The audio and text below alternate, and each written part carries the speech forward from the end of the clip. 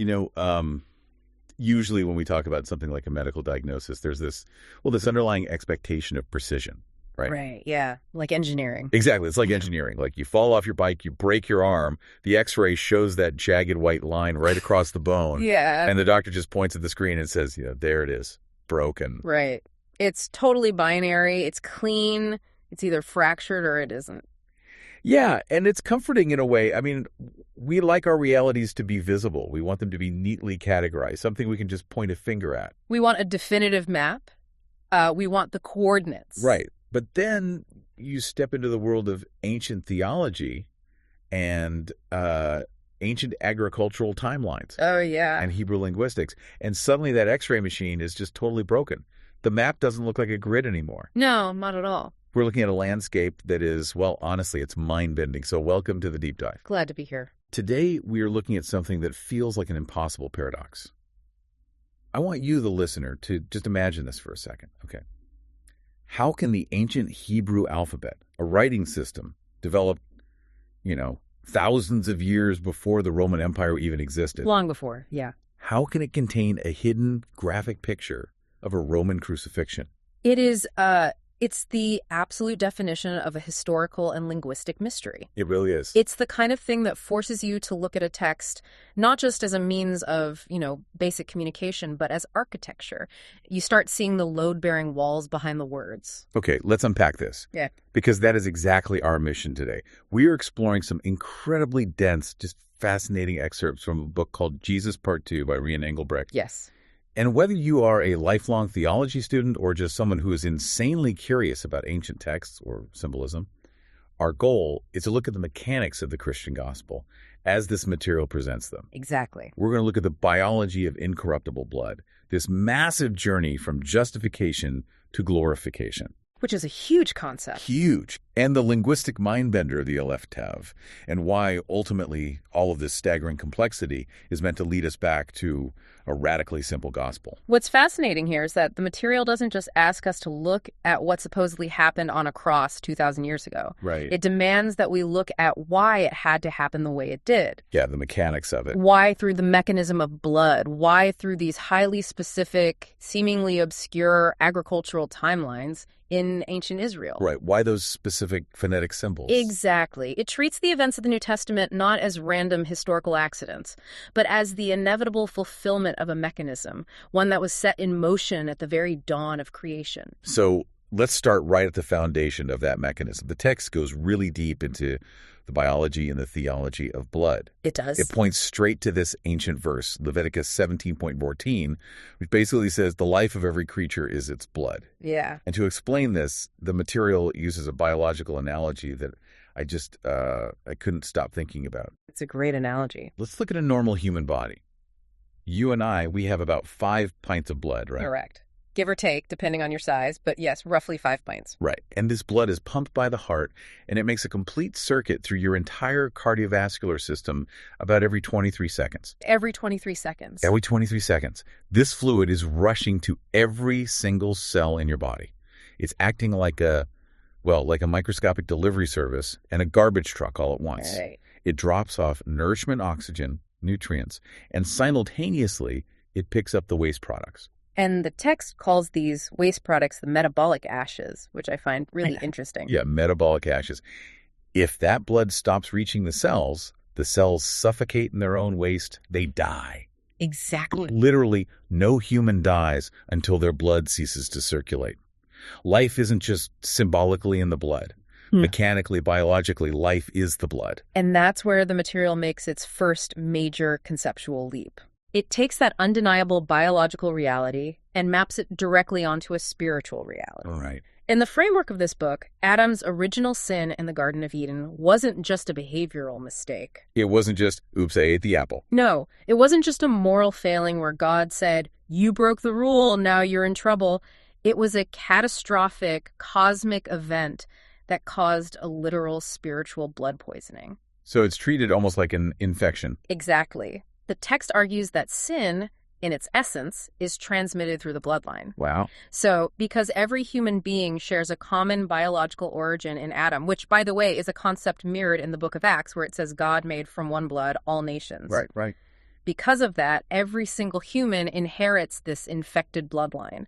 It's a death sentence that is already coursing through our veins the moment we are born. Okay, let me make sure I'm wrapping my head around the scale of this. Sure. If I'm using an analogy here, it's like, imagine humanity is a closed ecological system, like a giant city whose entire water supply comes from one single reservoir. Okay. If someone dumps a massive amount of poison into that reservoir right at the source, well, every single time you turn on a tap anywhere in the city, you're getting poisoned water. Right. That is a perfect way to visualize the dilemma this book is presenting. Right. So if the whole human water supply is poisoned, how do you introduce clean water? You can't. Exactly. If every human is born with this poisoned bloodline, how does humanity get cured? You can't just build a filter inside the city because the filter itself is made of the poisoned material. And that is the exact theological corner humanity is painted into, according to this framework. Right. If sin is transmitted in the blood and all human blood is connected to that original corrupted reservoir of Adam, humanity is completely incapable of saving itself. Because it's a closed system. Exactly. You cannot solve the problem from within the closed system. You need a completely untainted source, a fresh, uncorrupted supply introduced from the outside. Oh, I see where this is going. And this, the material argues, is the absolute mechanical necessity of the virgin birth. Oh, wow. Okay, so it's not just a miracle designed to show off God's power. It's a logistical requirement for the cure. Precisely. This is a crucial distinction. The material states that human flesh itself, like the carbon, the water, the cellular structure, isn't inherently sinful. Right. It only becomes sinful flesh because it is animated and nourished by the spiritually poisoned, sinful blood. Ah. So, by being conceived by the Holy Spirit, Jesus bypassed the contaminated bloodline of the human father. He partook of a human body, he had human flesh, but his blood was entirely pure. It was an unpoisoned supply. Yes. This is what allowed him to be the perfect substitute. If he had a biological human father, he would have inherited the poisoned water, so to speak, and he would have needed saving just as much as the rest of us. That reframes the entire Christmas story for me. It really does. The virgin birth isn't just the intro to the biography, it's the manufacturing of the antidote. Exactly. And the text goes incredibly deep into the power of this pure blood once it's introduced. It's not just about forgiving sins in some abstract, invisible courtroom. No, it's very active. Right. The argument here is that this specific pure blood acts as an active protection against eternal death, against sickness, famine, and even fear. Yes. There's this one section where it compares the blood of Jesus to earthly commodities, which I thought was fascinating. The economic analogy, yes. It's a very grounded way to explain something highly spiritual. It really is. I mean, think about how much anxiety we tie to our economic systems. Oh, constantly. We put our hope in volatile currencies, the stock market, real estate, commodities, but all of those things depreciate. They can be stolen, they can crash, they rust. Right. But the text proposes that the blood of Jesus retains a fixed, infinite value. It explicitly says no rust can touch it, and no global recession can cripple it. It's pitched as the one commodity in the universe that outlasts the universe itself. Yeah. And if we connect this to the broader historical context the book uses, we have to look back at the original Passover in Egypt. All the blood on the doorposts. Exactly. The Israelites didn't just intellectually believe God could save them. Right. They had to mechanically apply the blood of a lamb to the physical doorpost of their houses. That blood acted as a literal, visible shield against the angel of death. Wow. The text views Jesus as the ultimate eternal Passover lamb. Right. By stepping under what it calls the covenant of grace and life, sealed by his infinitely valuable blood, believers are essentially painting their own spiritual doorposts. So it's an ongoing protection. Yes.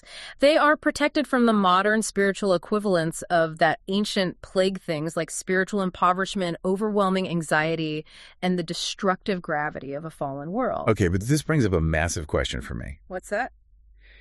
If Jesus brought this pure, infinitely valuable, unpoisoned blood to earth, when and how did he actually offer it? I mean, he didn't just show up, bleed, and leave. The timing of it wasn't random. It was exact down to the day. Very exact. And to understand how that pure blood gets transferred to the rest of the poison system, we have to look at the ancient agricultural calendar. We do, and this is where the prophetic timeline becomes incredibly intricate, almost like a Swiss watch. Yeah. We need to look at two foundational ancient Near Eastern concepts, the firstborn and the first fruits. Let's start with the firstborn, because the book points out a pattern here that is frankly bizarre once you see it. It is. In ancient Israel, the concept of primogeniture, which is the legal and cultural right of the firstborn child, was everything. It was the bedrock of their social structure. Right. According to Deuteronomy 21, the physical firstborn son automatically received a double portion of the family's inheritance. Got that. He represented the prime of the father's strength, the undisputed continuation of the family line, the one who would take over the estate. Right. It's a hard and fast rule. Yeah. But here is the fascinating pattern. If you read the narrative of the Old Testament, God establishes this rule and then proceeds to constantly, almost aggressively, bypass the physical firstborn. Over and over again. Over and over. Yeah. Look at the patriarchs. He chooses Isaac over the actual firstborn, Ishmael. He chooses Jacob over the older twin, Esau. He chooses Joseph over the firstborn, Reuben. And later, he chooses Ephraim over Manasseh. Yes. He even bypasses the firstborn of all the 12 tribes to choose the Levites as his priests.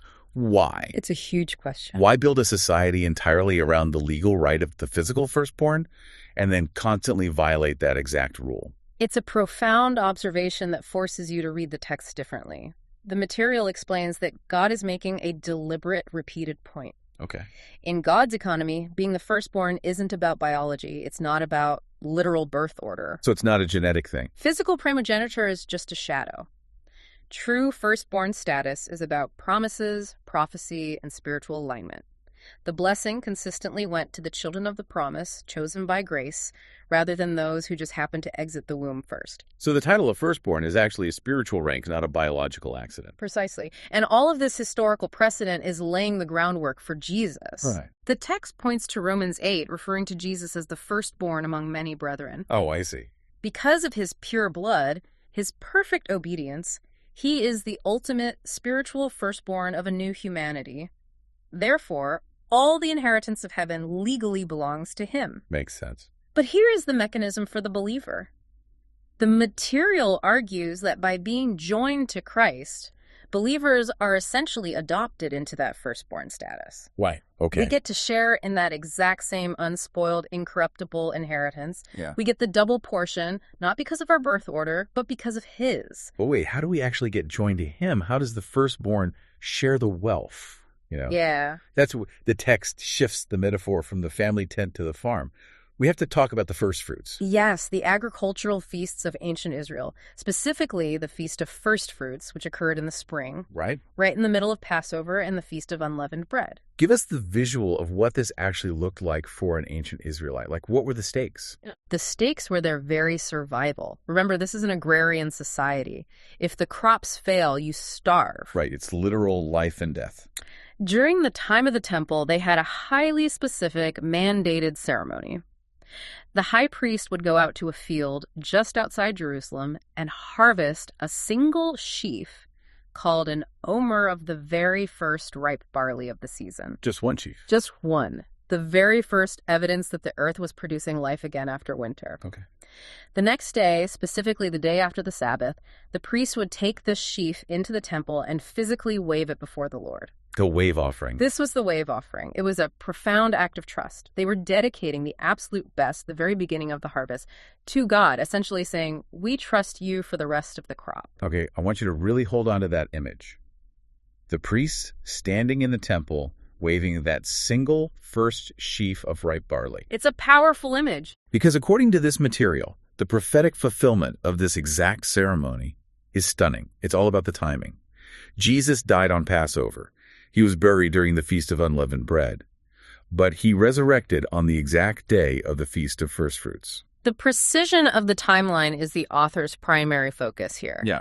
Just as the earthly high priest was waving the physical barley sheaf in the earthly temple, Jesus, acting as the ultimate high priest, was presenting himself to the Father in the heavenly tabernacle. Oh, wow. He was the literal first fruit of the dead, which is exactly how the Apostle Paul describes him in 1 Corinthians 15. Jesus was that representative sheaf. So he was the guarantee. His resurrection was the absolute guarantee that a massive spiritual harvest of souls would follow him. If the first sheaf is acceptable, the rest of the harvest is secured. And the timeline doesn't stop there. The clock keeps ticking, right? Right. Because exactly 50 days after they wave that barley sheaf at First Fruits, you hit the next major festival, Pentecost, or Shavuot in Hebrew. Correct. And Pentecost is the celebration of the wheat harvest. But historically, for the Jewish people, Pentecost commemorated something much more specific. Which was? The giving of the law, the Torah, to Moses at Mount Sinai. Right. But let's look at what actually happened at Mount Sinai. Moses comes down the mountain with the tablets of the law, and what are the people doing? They're worshiping the golden calf. They've built a golden calf. They are throwing a massive idolatrous party. Moses shatters the tablets. Judgment falls. And if you read the text in Exodus, exactly 3,000 people die that day as a result of the rebellion. It was a day of profound national tragedy and death. But then, fast forward to the New Testament. The material points out a mathematical mirroring that is just wild. It is pretty incredible. On the day of Pentecost, 50 days after the resurrection of the first fruit, the Holy Spirit is poured out in Jerusalem. The Apostle Peter stands up, he preaches the gospel, and how many people are saved and added to the church that exact day? 3,000 souls. Exactly 3,000. It perfectly mirrors and reverses the death toll from Sinai. It's perfectly symmetrical. The day the law was given, 3,000 died. The day the Spirit was given, 3,000 are brought to life. It's a total inversion of the curse. Exactly. It is the beginning of that great massive harvest that the first fruit, Jesus, guaranteed when he defeated death. It's a beautifully symmetrical argument. The law brings a knowledge of sin, which leads to death, but the Spirit brings the pure blood, the cure, which leads to life. Right. But here's where the material pivots the practical application. It is very careful to point out that being part of this harvest isn't just a passive event where you were swept up into a barn. Right, you don't just sit there. It requires a highly specific, active journey on the part of the individual. And this brings us to a massive section of the book, the 3 stages of the Christian walk. Yes. Justification, sanctification, and glorification. Those are big words. Now look, I'll be the first to admit, if you aren't steeped in theology, those are heavy, multi-syllable words that just sound like academic jargon. They do, yeah. It's easy for the eyes to glaze over. But the way this material defines them makes it so practical. It breaks it down like this. Justification deals with the penalty of sin. Okay. Sanctification deals with the power of sin. Okay. And glorification deals with the presence of sin. It is an incredibly helpful, clarifying framework. And to make it even more concrete, the text doesn't just use definitions, it uses geography. Oh, I love this part. It maps these 3 stages directly onto the historical journey of the Israelites coming out of Egypt and simultaneously onto the architectural layout of the ancient tabernacle. Okay, I love a good map. So let's walk through this. If I'm a listener and I'm trying to figure out where I am on this map, where do we start? Let's look at justification. Geographically, justification is the crossing of the Red Sea. Architecturally, it corresponds to the outer court of the tabernacle. The material stresses that justification is an instantaneous event. It is a one-time, legal declaration by God in the courtroom of heaven, where the pure righteousness of Jesus is credited to the sinner's account. So the change in legal status. Exactly. And crucially, it requires absolutely zero effort from the believer just faith. You are walking out of the cold, dark wilderness, you pass through the single, brightly colored door of the tabernacle, and you step into the outer court. You're inside. You cross the Red Sea, leaving the slavery of Egypt behind in an instant. You are cleansed by the blood of the sacrifice at the bronze altar. Okay, hold on. I'm going to push back here, representing the skeptical listener. Okay, go ahead. If justification takes zero effort and my poisoned blood is cured instantly just by stepping through the door, doesn't that just give people a total license to live however they want? If I'm legally cleared, why wouldn't I just pull up a chair in the outer court and say, cool, I'm safe, I'm going to go back to living my life exactly how I did in Egypt? That is the exact tension the book addresses next. And it's why justification is only stage 1. You can't stay in the outer court. Right. Because while your legal status has changed, your internal habits haven't. You are no longer a slave in Egypt, but you still think like a slave. Oh, wow. And that requires you to step into the second phase, sanctification. And structurally, this is where we move deeper into the tabernacle, into what's called the holy place. Yeah. Or on the Exodus map, this is the wilderness journey. Yes. And as the book points out, unlike justification, which is instant, sanctification is a progressive, grueling process. It's hard work. The material argues that this phase absolutely requires active human effort. It's the daily grind.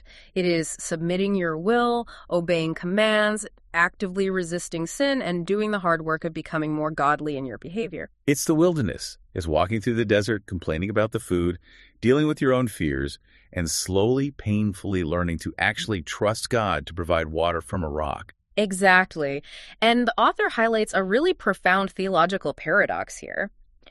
Believers are what the text calls positionally sanctified. Positionally. Meaning, because of the pure blood we talked about earlier, God already views them as entirely holy and set apart. That's their position. Right.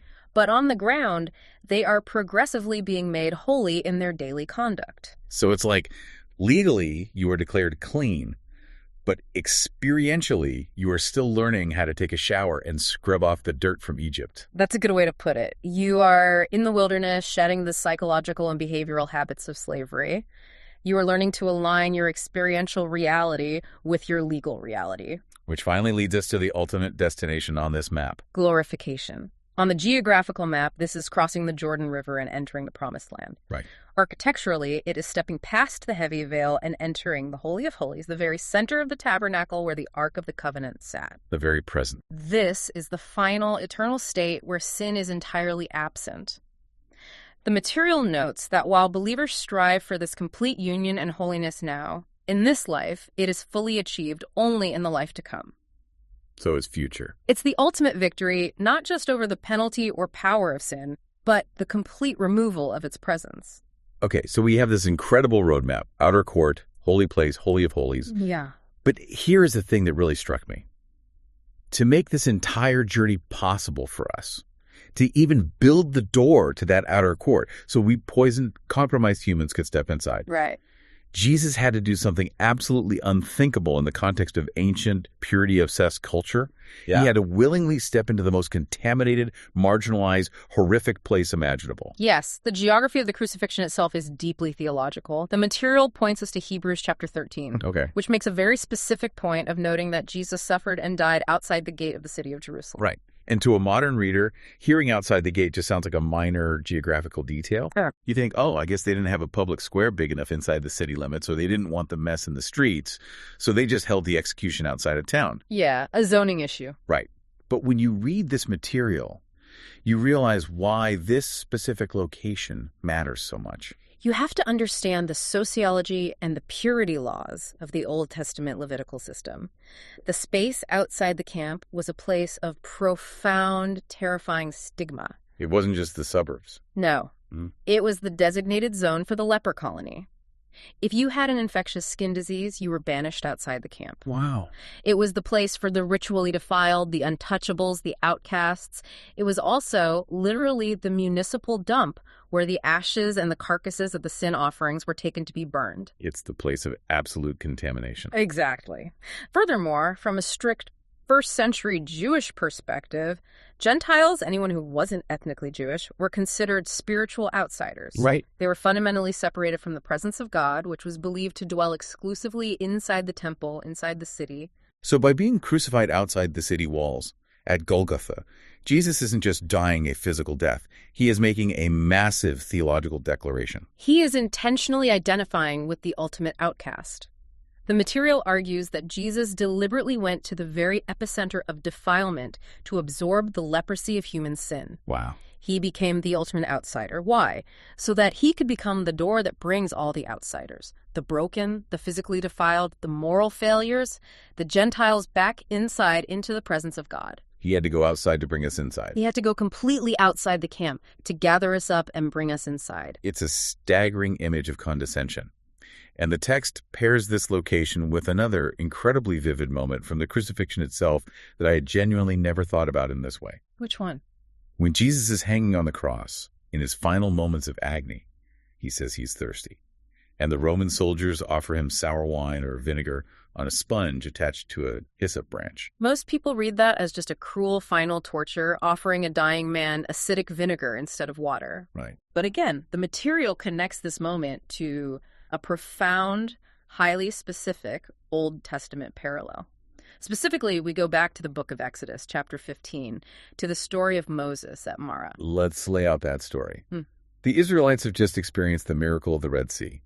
They are wandering in the desert wilderness. They are parched, and they finally spot an oasis. Right. They rush to the water, but when they try to drink it, it is incredibly bitter. It's undrinkable. The text actually implies it's poisonous. Yeah, they panic. The people panic. So God gives Moses a very strange set of instructions. He tells Moses to take a piece of wood, a specific tree or branch, and literally throw the wood into the bitter water. Which sounds crazy. Right. But when Moses does this, the wood somehow absorbs the bitterness, and the water becomes sweet, safe, and life-giving. It's a strange historical anecdote until you view it through the lens this book provides. The author views this as a direct, undeniable prophetic foreshadowing. Throughout the Old Testament prophets, the coming Messiah is continually referred to as the righteous branch. On the cross, Jesus, the branch, is essentially thrown into the bitter, poisonous waters of human sin. It goes right back to our poison water supply analogy. Exactly.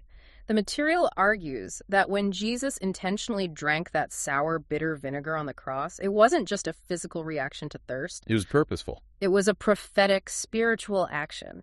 He was absorbing the wormwood, the bitter poison of our fallen condition, into himself. The wood of the cross and the righteous branch hanging on it absorbed the curse so that the water of humanity could be made sweet again.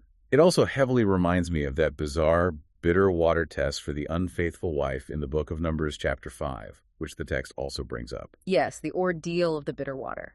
In ancient Israelite law, if a wife was suspected of infidelity, the priest would mix holy water with dust from the tabernacle floor and curses written on parchment. And the woman had to drink it. Yes. If she was guilty, the bitter water would cause a curse. Her abdomen would swell and her thigh would rot. It sounds incredibly harsh to our modern ears. It does, but the author uses it as an allegory.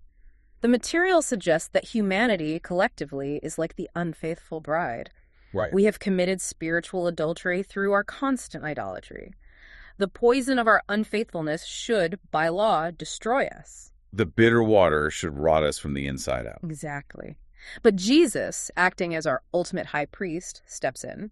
He takes the cup of the curse upon himself. He drinks the bitter water, the vinegar, so that the bride, the church, can be cleared of guilt, made pure, and restored to the husband. Wow. He literally absorbs the physical and spiritual corruption so we don't have to. Okay, here's where it gets really interesting. Because the fact that the cross was a piece of wood used to absorb a curse wasn't just foreshadowed in the narrative story of Moses at Marah. No, it goes deeper. According to this text, the cross was quite literally embedded in the very alphabet used to write that story down. This is perhaps one of the most compelling, mind-bending linguistic arguments presented in the material. It centers entirely on the concept of Jesus being the Aleph Tav. Now, almost everyone knows the famous phrase from the book of Revelation.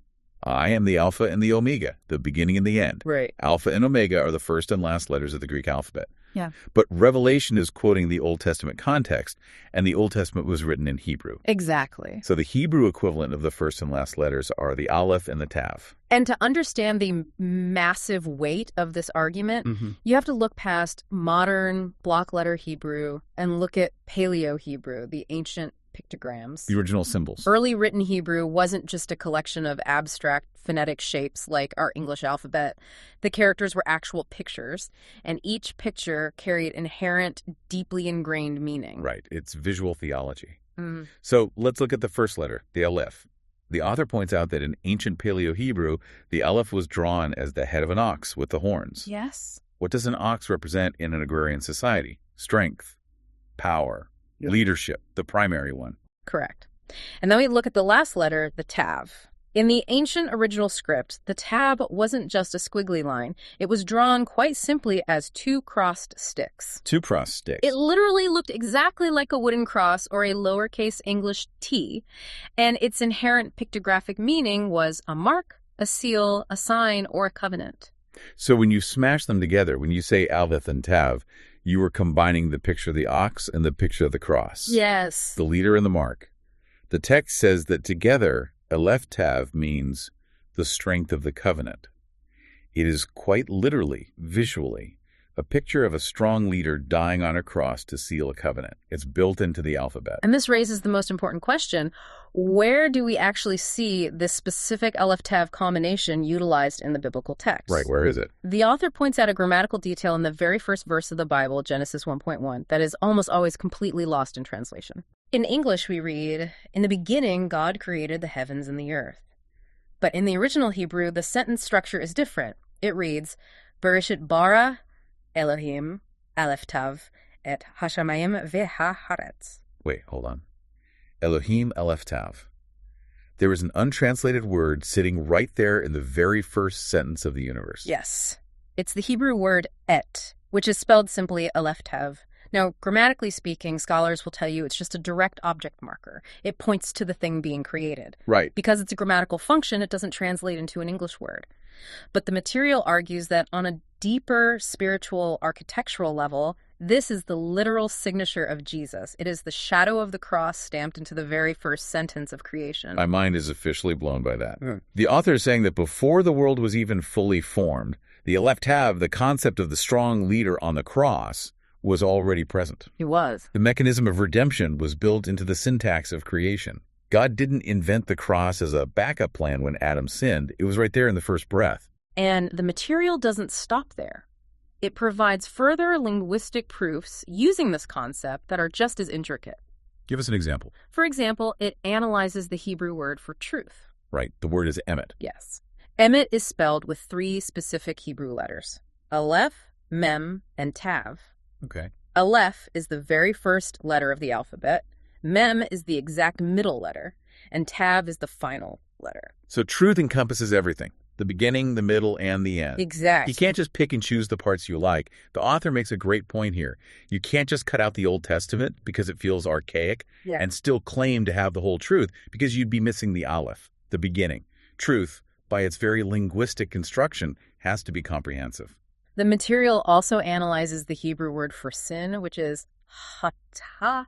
The root meaning of this word is an archery term, meaning to miss the mark. To miss the mark. And when you spell it out in Hebrew, the word actually contains the aleph and the tav, but with other letters trapped in between them. The text interprets this visually.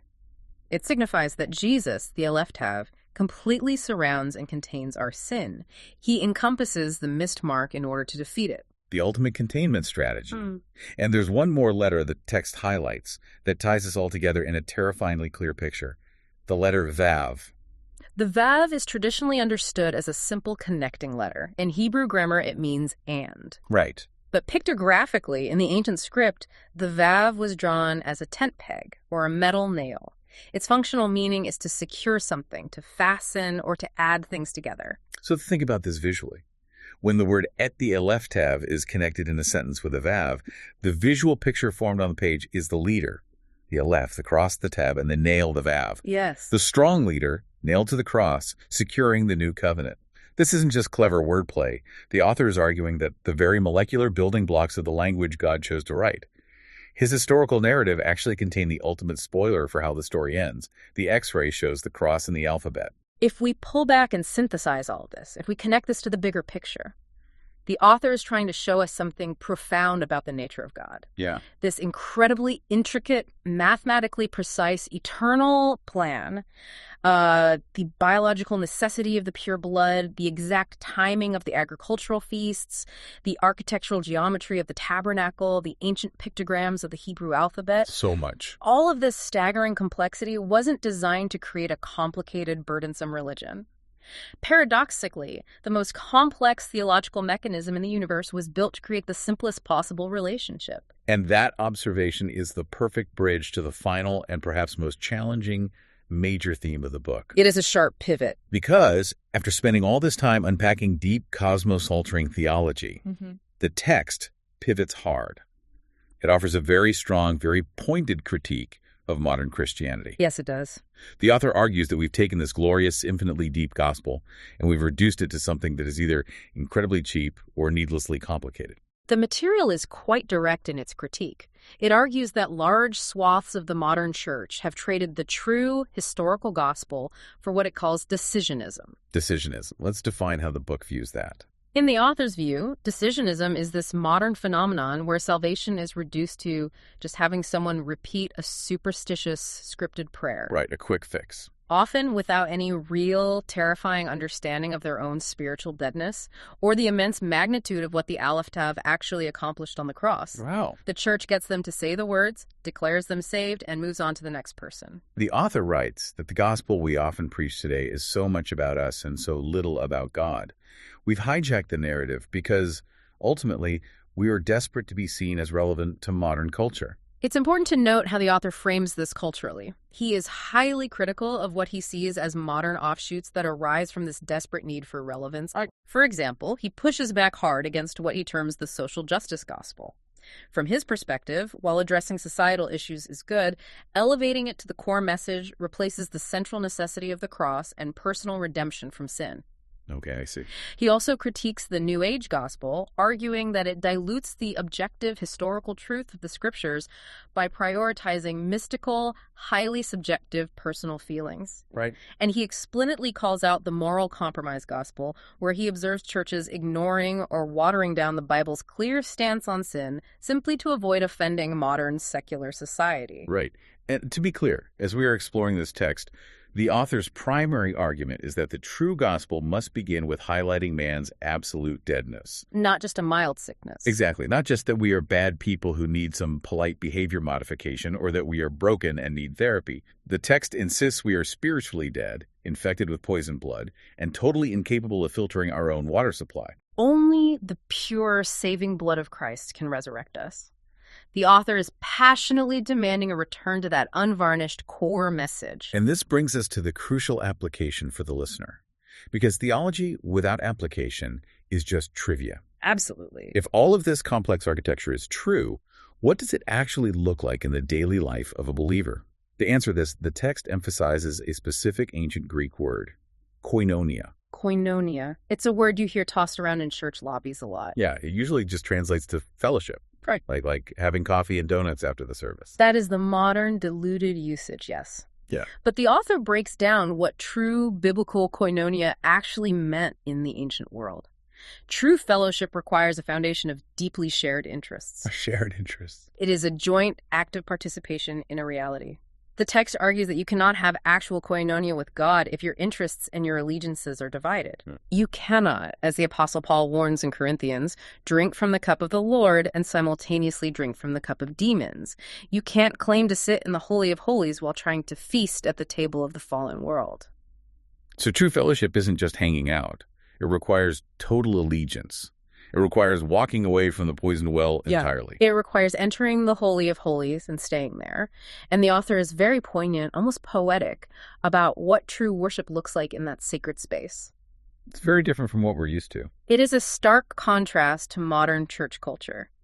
True worship is not about fog machines, high-production entertainment, or arguing over specific musical styles. Right. True worship, according to the text, is fundamentally found in silence.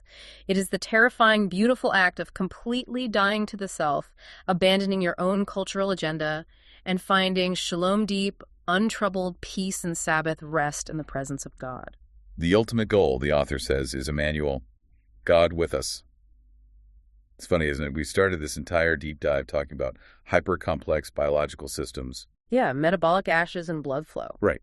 And ancient agricultural wave offerings, and the pictographic evolution of the Hebrew alphabet. But the author's ultimate, final plea to the reader is return to absolute childlike simplicity. The mechanics of the universe are complex, but the execution of love is simple. That's beautifully put. The text essentially says, look, strip away all the performance. Just care for the orphan and the widow in their distress. Love God with absolutely everything you have. Seek purity in your quiet moments. There's a song the author mentions toward the end of the book, a song called Talking to Jesus. It's just about a grandmother who sits on her porch and simply talks to Jesus, and she passes that unpretentious, quiet relationship down to her grandson. It's a beautiful picture. That's the core of it all. Get back to simply talking to Jesus, not talking about him in theological debates, not performing for him in a crowded room, but talking to him. Strip away the noise, the religious posturing, the bloated doctrines, and just abide in the safety of that relationship. If we take a step back and synthesize everything we've explored today from Jesus Part 2, we are looking at a staggeringly grand, unified narrative. We really are. We saw the inescapable biological reality of blood demanding a pure, untainted source to cure a poisoned human race. We traced the prophetic timeline of the first fruits, where the waving of a single barley sheaf guaranteed a massive harvest of resurrected souls. Right. We walked through the architecture of the tabernacle, mapping the grueling journey from justified, rescued sinners in the outer court through the wilderness of sanctification, all the way to glorified saints in the Holy of Holies. The whole map. And we looked at those quiet ancient letters, the Aleph and the Tav, the ox and the cross, quietly testifying to the mechanism of redemption from the very first spoken verse of Genesis. It's all connected. All of these incredibly disparate, complex elements point like a compass toward one single, unified act of love designed to rescue a spiritually dead humanity. It is an infinitely intricate design built for an incredibly intimate purpose. It really is. It changes the way you look at everything from a drop of blood to a letter on a page. And I want to leave you, the listener, with one final thought to mull over as you go about your week. We talked extensively about the ancient letter Tav. We know it was drawn as a picture of a cross, but the text also told us its literal meaning was a mark or a seal. Right. There's a fascinating moment in the Old Testament book of Ezekiel. Before a massive judgment falls on the city, an angel is commanded to go through the streets and place a specific mark, a literal tav on the foreheads of those who grieved over the brokenness and the idolatry of the world. Wow. That mark, that cross, protected them from the destruction. The text tells us that today believers are similarly sealed. They are marked by the Holy Spirit. That's a powerful thought. So as you walk through your life this week, ask yourself this. What mark are you carrying? Are you carrying the loud, exhausting noise of a complicated modern religion? That's a good question. Are you burnt out by trying to earn your way through the wilderness, or by trying to twist a relevant, palatable gospel to fit into a broken culture? Or are you carrying the quiet, ancient mark of the Aleph Tav? Are you resting in the pure blood that never depreciates, walking in the simple, intimate koinonia fellowship of the Holy of Holies? A lot to think about. Thank you for joining us on this deep dive. Keep exploring the truth, from the Aleph to the Tav, from the beginning to the end. We'll catch you next time.